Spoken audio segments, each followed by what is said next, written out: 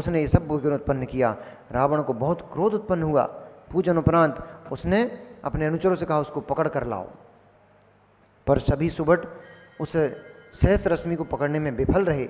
तब स्वयं रावण वहाँ पहुँचा और उसने उससे युद्ध करके उसको बंदी बना लिया। बंदी बना करके उसको अपने टेंट लगते थे पहले, तंबू, तो चूंकि बिहार उनका गमन चल रहा था तो रास्ते में तंबू गड़े हुए थे, उन्होंने एक तंबू में उसको बांध के रख दिया। यह समाचार उस सहस्र रश्मि के पिता सतबाहु जी को पता पड़ा। वो दिगंबर मुनिराज थे और रिद्धिधारी मुनि महाराज थे। जब उनको ये बात पता पड़ी कि सहस्र रश्मि को दशानन ने बंदी बना लिया है, तब उन्होंने दशानन के शिविर में पहुँचे वो मुनिराज, और जाकर के उन्होंने जैसे ही वह उस कैंप के अंदर प्रवेश किए, तब दशानन ने दिगंबर मुनिराज को अपने कैंप में आता देख करके, अपने तंबू में आते देख करके उनको अष्टांग दंडवत किया, नमस्कार किया और अपने आसन से खड़े होकर के उनको पाटा आदि का उच्च आसन दिया। आसन पर बैठकर सतबाहु मुनिराज ने रावण से कहा कि हे दशानन, तुम उत्तम पुरुष हो, तुम नीतिज्ञ हो, सर्व ज्ञान के ज्ञाता हो, तुम्हारे लिए सहस्र रश्मि को बंदी बना करके अपने अधीन कर लेना यही संतोषजनक है, इसलिए तुम उसका आगे दुराभाव मत करो, उसको क्षमादान दे करके उसको छोड़ दो। तब दशानन ने कहा, हे भगवान, मैं तो वैसे ही मैं विद्याधर हूँ, वह भूमि गोचरी है, मेरा उसका युद्ध कहीं से कहीं तक कोई बनता नहीं है, क्योंकि इसमें मेरी ही अपकीर्ति होगी कि एक विद्याधर भूमि गोचरी से युद्ध कर रहा है, इसमें मेरी ही अपकीर्ति होगी। तब भी चूंकि इसने मेरी पूजा भंग की, इसने भगवान जिनेंद्र की अवहेलना की, अपनी पत्नियों के साथ राग रंग में इतना मस्त था ये कि इसको इस बात का भी ध्यान नहीं था कि कोई नदी में बैठकर पूजन कर रहा है, भगवान जिनेंद्र की अर्चना कर रहा है। और इसके ऐसे दुष्कृत्य को इसलिए मैंने इसको ये दंड दिया, इसको बंदी बना लिया है। मैं तो इसको वैसे ही छोड़ने वाला था, पर आपकी आज्ञा और हो गई है, अब तो एक क्षण भी नहीं लगेगा, मैं इसको तुरंत उसको अनुचरों को पहुंचा करके, तुरंत सैनिकों को पहुंचा करके सहस्र रश्मि को बुलाया गया। और बुला करके उसने तुरंत ही सहस्र रश्मि से कहा कि तुम ऐसे दिगंबर मुनिराज के पुत्र हो, इसलिए तुम आज से मेरे भाई हो, आज से मेरे केवल भानुकर्ण विभीषण नहीं, तुम भी मेरे भाई हो, तुम मेरे तीसरे भ्राता हो। जाओ तुम सुख से अपना राज्य करो, लेकिन तुम्हें मेरी आज्ञा में जीना होगा। उनके दशानन ने और ये भी कहा, मंदोदरी की छोटी बहन है जिससे मैं तुम्हारा विवाह रचाऊंगा, मैं तुम पे बहुत प्रसन्न हूँ। पर सहस्र रश्मि को इस घटना से अत्यंत वैराग्य उत्पन्न हो गया। सहस्र रश्मि ने कहा, ये लक्ष्मी, ये सब देश सब बड़ा चंचल है, क्षण मात्र में एक सामान्य से व्यक्ति ने सब मुझसे छीन लिया, मुझे बंदी बना लिया, इसलिए अब मुझे इन संसारिक विषय भोगों में नहीं फंसकर मुझे अपनी आत्मा का कल्याण करना है। और पिता सतबाहु के साथ वो भी सहस्र रश्मि भी दीक्षित हो गया। दीक्षित होकर के वन वन में रहते हुए उग्र उग्र घोर घोर तप को प्राप्त हुए। इस प्रकार से एक भ्राता के रूप में मुनिराज को प्राप्त करके रावण भी कृतकृत्य हुआ, तृप्त हुआ कि जिसे मैं ऐसे वीर योद्धा जिसको मैंने अपना भाई बनाया वो मुनिराज हो गया है। बहुत हर्ष हुआ।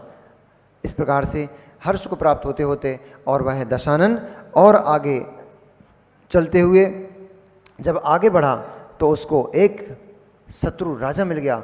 वह इतना क्रूर और इतना अभिमानी था कि वह किसी दूसरे के सामने कभी भी नतमस्तक नहीं होता था। और उस राजा ने वहाँ पर अपने नगर में एक यज्ञशाला बनवा के रखी थी जिसमें वह यज्ञ किया करता था और यज्ञ में जीवों की आहुति दिया करता था। जैसे ही ये प्रकरण सामने आया तब राजा शैणिक ने भगवान गौतम गणधर परमेष्ठी भगवान से पूछा, भगवान मैं दशानन का वृत्तांत थोड़ा बाद में सुनूंगा, मेरी जिज्ञासा उत्पन्न हो गई है कि ये यज्ञ और ये इनमें जीवों की आहुति देना ये कहाँ तक उचित था अथवा ये प्रारंभ कैसे हो गया, इसके बारे में कुछ बता करके मुझे कृतार्थ कीजिए। भगवान महावीर स्वामी की मनुष्य वर्तमान शासन नायक भगवान वर्धमान स्वामी के शासन काल में हम सभी भव्य जीव यहाँ विराजते हैं। परम भट्टारक महाश्रमण उन भगवान वर्धमान स्वामी के मुख कमल से निश्चित भागवादिनी भगवती माँ जिनवाणी का हम सभी भव्य जीव यहाँ करुणांजलि लगा कर के पान कर रहे हैं। यह भागवादिनी, यह भगवती माँ जिनवाणी सभी जीवों का कल्याण करे, सभी जीवों का मोक्ष मार्ग प्रशस्त करे। कारण विपर्यास, कार्य विपर्यास। कारण का विपर्यास होने से जगत में कार्य का विपर्यास देखा जाता है। कारण मिथ्या रूप है तो कार्य की उत्पत्ति मिथ्या रूप हो जाती है। कारण सम्यक रूप है तो कारण की उत्पत्ति, कार्य की उत्पत्ति भी सम्यक रूप देखी जाती है। एक छोटा सा काषायिक परिणाम,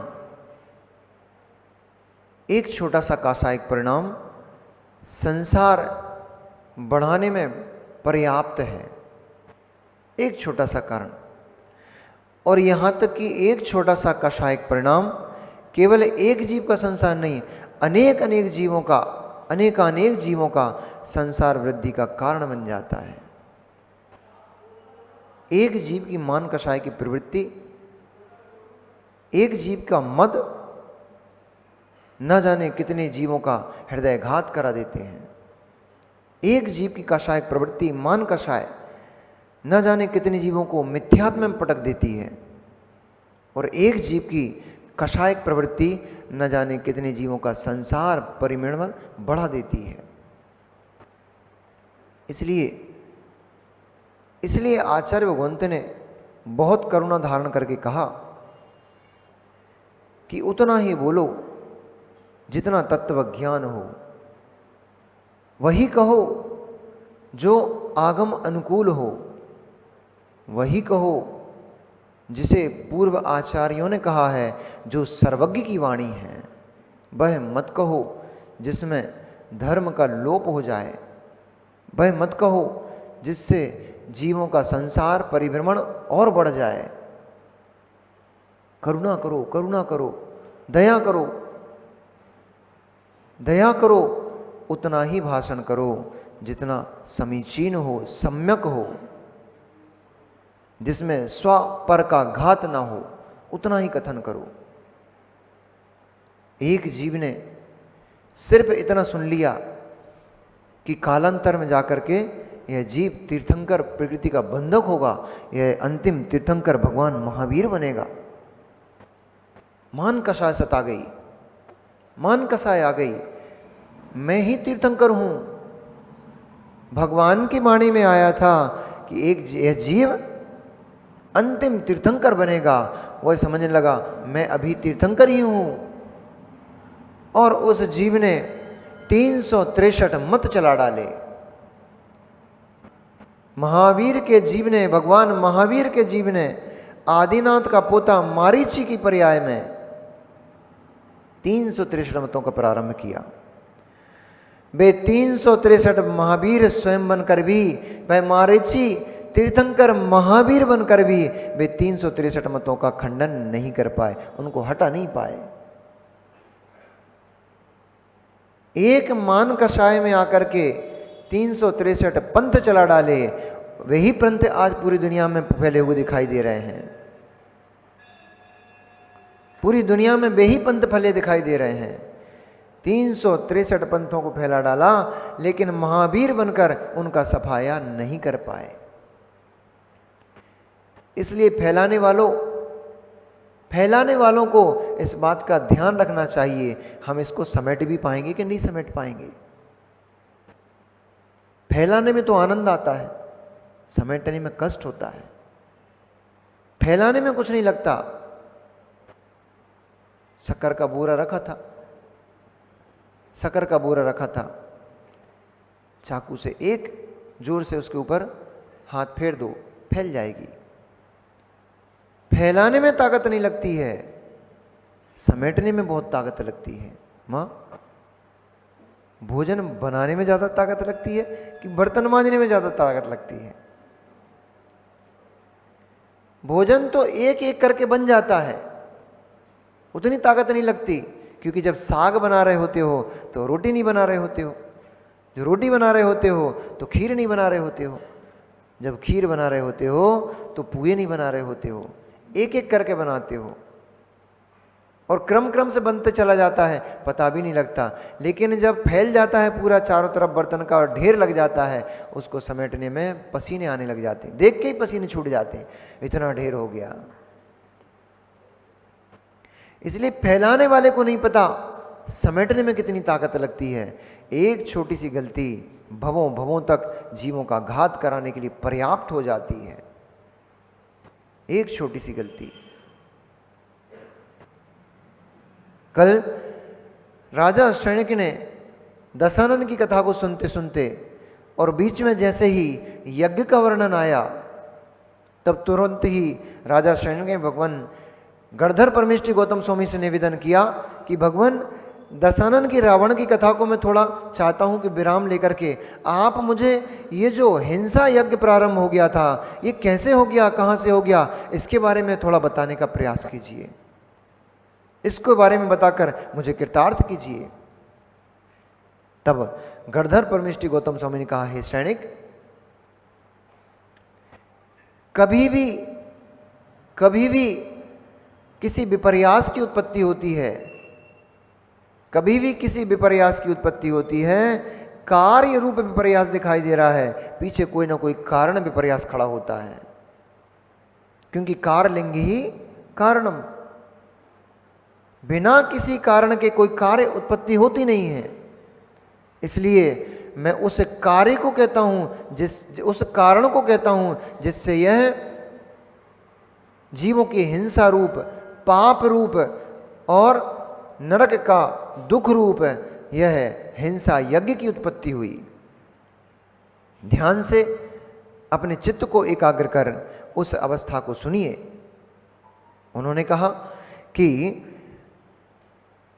अयोध्या नगर में और इक्ष्वाकु वंश में, इक्ष्वाकु वंश में अयोध्या नगरी में एक राजा उत्पन्न हुए। उन राजा का नाम ययाति था। उन ययाति राजा की मणिमाला नाम की पत्नी थी, महारानी थी, जो कि सर्वगुणों से संपन्न थी और सभी रानियों का मुकुट के समान थी। ऐसी उस सुंदर रानी ने वसु नाम के एक पुत्र को जन्म दिया। वसु विद्या प्राप्ति में बहुत कुशल था। वह वसु जैसे सौंदर्य को धारण करता था, वैसे ही उसकी वृद्धि में भी सुंदरता थी, यानी प्रखरता थी। वह वसु सभी लक्षणों से, शुभ लक्षणों से युक्त था, माता पिता का अत्यंत प्रिय था और सभी यहाँ तक कि सभी नगरवासियों का भी वह वसु बहुत प्रिय था। जब वसु शिक्षा प्राप्त करने योग्य हो गया, तब राजा ययाति ने उसे क्षीरकदंबक नामक एक ब्राह्मण के पास विद्या अध्ययन के लिए पहुंचाया। वह ब्राह्मण सभी विद्याओं में निपुण था, कुशल था, धर्म कर्म की क्रियाओं में परम श्रेष्ठ था, धर्म को जानने वाला था, अधर्म को जानने वाला था, नीति को जानने वाला था, न्याय को जानने वाला था, सभी विद्याओं का पारगामी वह ब्राह्मण एकांत में वन में निवास करता था और तप करता हुआ उस स्थान पर निवास करता था। तब क्षीरकदंबक को राजा वसु ने अपने पुत्र, राजा ययाति ने अपने पुत्र वसु को सौंपते हुए निवेदन किया कि गुरुदेव, मैं अपने पुत्र को आपकी शरण में छोड़ना चाहता हूँ, इसे विद्या अध्ययन करा करके इसको ज्ञानी बना दीजिए। सहर्ष राजा की बात को स्वीकार करते हुए क्षीरकदंबक ने अपने आश्रम में उस राजकुमार वसु को स्थान दिया और उसको पढ़ाना, विद्या देना प्रारंभ किया। वहाँ वसु के साथ स्वयं क्षीरकदम्बक के पुत्र पर्वत और जो देवपुत्र कहलाते थे ऐसे नारद, वो और भी अनेक शिष्यों के साथ, ये 2 शिष्य और भी उनके बड़े चहेते और प्रिय थे, पर्वत, नारद, वसु, तीनों ही बड़े घनिष्ठ मित्र हो गए। और विद्याध्ययन में तीनों का कोई मुकाबला नहीं था, बेजोड़ थे। कहीं कहीं तो ऐसे कोई प्रश्न किया करते थे वो अपने गुरु से कि गुरु भी भौचक के रह जाते थे, सोच में पड़ जाते थे कि उसका इनका उत्तर मैं इन शिष्यों को क्या दूं। ऐसे विद्या में वे तीनों के तीनों शिष्य पारगामी होते चले गए, विद्या अध्ययन में कुशल होते चले गए और तीनों ही बहुत वेदों के पांडित्य को प्राप्त कर गए। नाना प्रकार की विद्याओं को उन्होंने सीख लिया। किसी एक दिवस क्षीरकदम्बक अपने सभी शिष्यों को एक वृक्ष के नीचे बैठा करके पढ़ा रहे थे। तभी वहां से आकाश मार्ग से कुछ चारण रिद्धिधारी मुनि संघ निकल पड़ा और बहुत समय चलते हुए होने के कारण थोड़ा विश्राम की इच्छा से वह उसी वन में उतर गए जहां पर क्षीरकदम्बक एक वृक्ष के नीचे अपने शिष्यों को विद्या अध्ययन करा रहे थे। जाकर एक वृक्ष के नीचे शिला पर बैठे हुए उन्हें मुनिराजों ने थोड़ा विश्राम किया, स्वाध्याय करना प्रारंभ किया और स्वाध्याय करते करते जब कर्मों की व्याख्या उन सभी में जो ज्येष्ठ मुनिराज थे वे ज्येष्ठ मुनिराज करने लगे, तब उन्होंने कर्मों की विडंबना करते हुए कहा कि संसार में इस जीव की यदि कोई विडंबना करने वाला होता है तो उसका कर्म होता है। वह जीव भाव कर्म करता है, भाव कर्म करके द्रव्य कर्म का बंध कर लेता है और फिर वह द्रव्य कर्म सत्ता में पड़ा हुआ जब उदय काल में आता है, उदय का समय आता है, उस समय यह जीव को बहुत त्रास देता है, कष्ट देता है। उस कष्ट से मनुष्य नरक आदि गतियों का बंद कर लेता है। हमारे सामने जो क्षीरकदम्बक साधु, जो क्षीरकदम्बक विद्वान हैं और उनके ये शिष्य हैं, इन शिष्यों में 3 जो इनके प्रमुख शिष्य हैं, इन चारों में से एक जीव बेचारा नरक को जाएगा।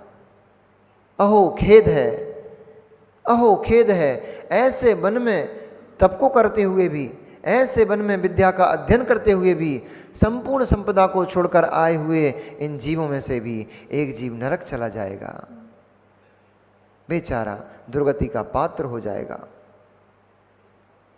ऐसा तत्व का चर्चा करते हुए और स्वाध्याय पूर्ण किया। स्वाध्याय के उपरांत वो मुनिराज तो अपनी ध्यान साधना में लीन हो गए। इधर यह शब्द क्षीरकदम्बक के कर्ण में पड़ गया कि 4 में से एक नरक चला जाएगा। ऐसा शब्द पढ़ते ही कान में क्षीरकदम्बक को वैराग्य उत्पन्न हो गया। अहो संसार की क्या दशा है, मैंने सब भोगों को छोड़ा, सब लक्ष्मी को छोड़ा, सब संपदा को छोड़ा और यहाँ एकांत में निवास करते हुए मैं वन में निवास करता हूँ, मैं साधना को करता हूँ, मैं ध्यान को करता हूँ, मैं इतने सारे शास्त्रों का ज्ञाता हूँ, फिर भी हम तीनों में से, चारों में से कौन ऐसा जीव होगा जो नरक चला जाएगा? कहीं मैं तो नहीं? ऐसा भाव उसके अंदर आया, कहीं वह मैं तो नहीं कि मैं नरक चला जाऊं।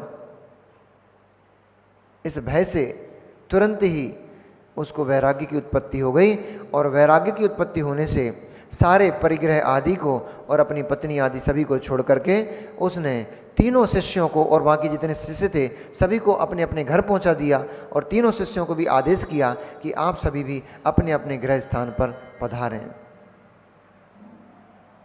ऐसा आदेश करके और वह क्षीरकदम्बक उन्हीं मुनिराजों के चरणों में निवेदन करने लग गया, हे भगवंत, जैसा कि आपने कहा कि 4 में से एक जीव नरक को जाएगा, इस शब्द को सुनकर के मुझे संसार से भय उत्पन्न हो गया है। मैं संसार भव भीरु हो गया हूँ। मुझे संसार भयभीत करने लग गया है और मैंने सत्य को जान लिया है कि ये संसार, ऐसे ही संसार में दुखों का अंबार है, बाढ़ लगी हुई है, इसलिए मुझे इन कष्टों को, दुखों को नहीं भोजना है। कृपया कर मुझे उत्तम मार्ग का उपदेश देकर मेरा कल्याण कीजिए।